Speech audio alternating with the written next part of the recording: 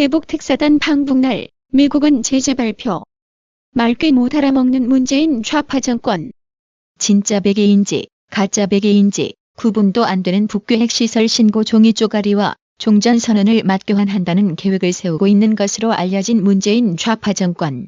9월 5일 북한 외무성은 마치 문재인 정권과 입을 맞춘 듯 조선반도에서의 평화체제 구축은 시대의 절박한 요구라는 제목으로 군축 및 평화연구소 소장 명의의 소논문을 발표하며 공식 입장을 밝혔습니다.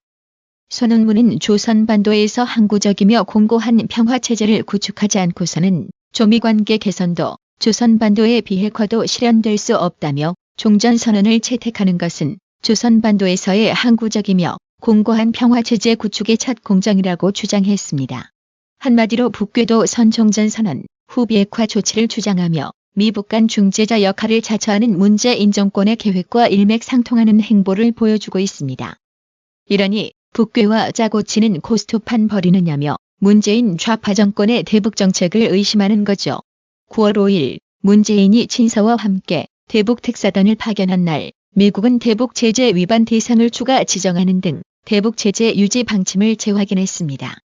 또 미 국무부는 대북 특사단이 북측과 논의하는 연락사무소 개소와 관련해 유엔 회원국은 대북 제재를 완전하게 수행해야 한다면서 문재인 좌파 정권의 대북 제재 이탈 가능성의 경고장을 날렸습니다. 미국 현지 시간 9월 4일 미 상무부는 북한의 군수품으로 사용이 가능한 방탄 차량을 판매한 혐의로 중국 기업인 1명과 기업 2곳을 대미 수출입 금지 명단에 추가했습니다. 상무부는 중국인 마위농, CZ 인터내셔널사, GM국제사 등이 미국의 안보를 위협하고 국가 이익에 반하는 활동에 관여했다고 판단했습니다. 미 국무부도 이날 북한의 불법 유입되는 정제유 규모가 유엔 안전보장 이사회 결의 2397호가 정한 상한선을 초과했다면서 모든 유엔 회원국들은 대북 정제유 이전을 즉각 중단하라고 촉구했습니다. 도널드 트럼프 행정부가 문재인의 대북 특사단 파견 당일에 대북 제재 목소리를 높인 것은 특사단이 북한의 비핵화 조치 견인보다는 남북관계 개선에 초점을 맞출 수 있다는 우려를 반영한 것으로 보입니다. 특사단이 북괴 김정은으로부터 비핵화 이행 약속을 받아내지 못한 채 종전선언, 남북 공동연락사무소 개소 등에 합의할 경우 북한이 한미 간 엇박자를 미북 협상에 이용할 가능성이 높기 때문입니다. 최근 남북관계 개선과 비핵화를 두고 한미 간 이견이 자주 노출되고 있는데도 여전히 문재인 좌파 정권은 한미 공조 이상 없다며 국민을 기만하고 있습니다. 이런 가운데 9월 4일 미국 소리방송이 미국은 9월 한 달간 안보리 의장국을 맡아 국제사회 안보 현안 논의를 이끌게 되었다고 보도했습니다. 유엔 안보리 9월 의장을 맡은 니키 헤일리 유엔 주재 미국 대사는 국제사회의 대북 압박이 북한을 대화 테이블로 이끌었다며 제재가 계속 유지될 것이라고 강조했습니다. 러시아와 중국이 계속 문제를 일으키고 있다고도 지적했습니다. 일본 온라인 매체 지지닷컴은 대북 특사단 김정은과 회담, 문재인 친서 전달이라는 제목의 기사에 북한을 방문한 한국 정의용 국가안보실장 등 특사단은 9월 5일 김정은과 회담에서 문재인의 친서를 김정은에게 전달하며 의견을 교환했고 만찬 참석 이후 평양을 출발하여 서울로 귀환한 소식을 전했습니다. 또 문재인의 친서 내용이 정확히 알려지지 않았다며 한국 청와대 김의겸 대변인은 방북 특사단 회담 내용 설명은 9월 6일에 발표할 거라고 밝혔다면서 만찬 참석자는 전해지지 않았으며 오찬에는 김정은과 함께 하지 않았다고 덧붙였습니다. 이어 일본 온라인 매체 지지닷컴은 아베가 3선도전에 성공한다는 전제하에 9월 25일 미일 정상회담을 갖기로 했다며 9월 24일에는 트럼프와 아베 골프 회동도 가질 거라고 전했습니다.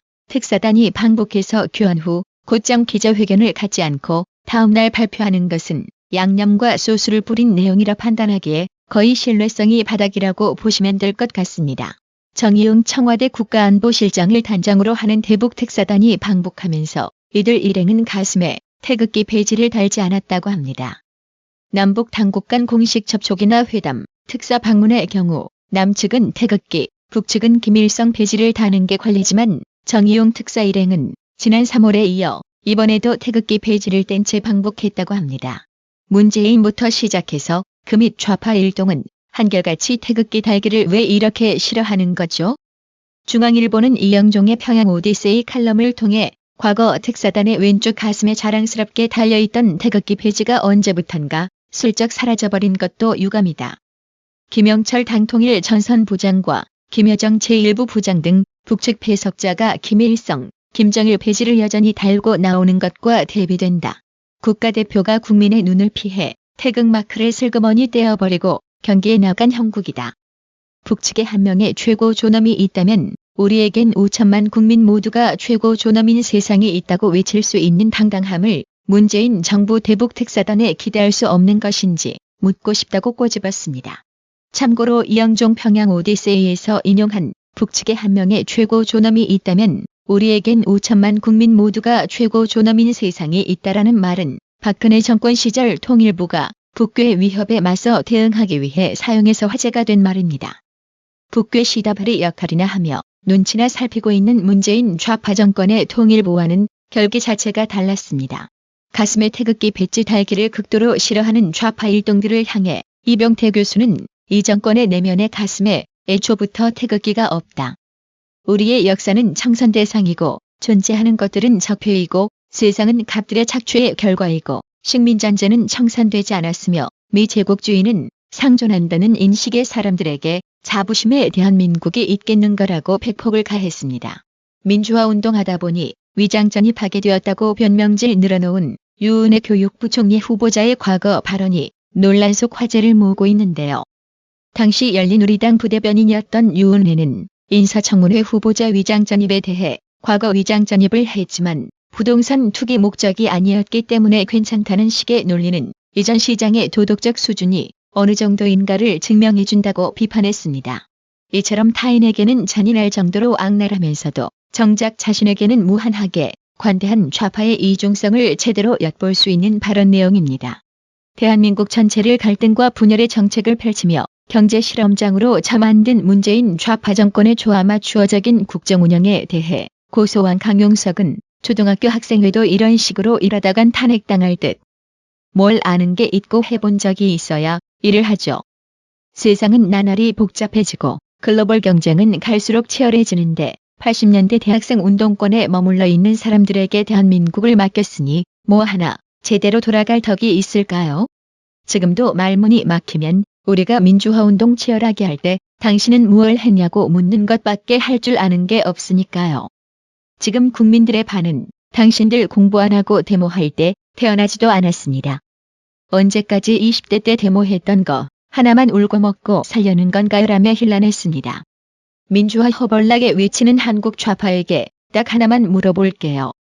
국내에서 민주화 허벌나게 외치면서 진짜 북괴 독재 살인마 김정은에게는 찍소리도 못하고 굽신거리고 머리 조아리는 이유가 뭐 때문인가요? 북괴한테 비디오라도 찍힌 건가요? 이런 위선적인 좌파 민주화에 대해 우리 국민들도 무척이나 한심스럽게 생각하고 있습니다. 나라의 TV는 보다 더 양질의 컨텐츠를 생산하기 위해 자발적 구독료를 후원 형식으로 받고 있으니 많은 성원 부탁드립니다. 시청해주셔서 감사합니다. 구독은 꼭 눌러주세요.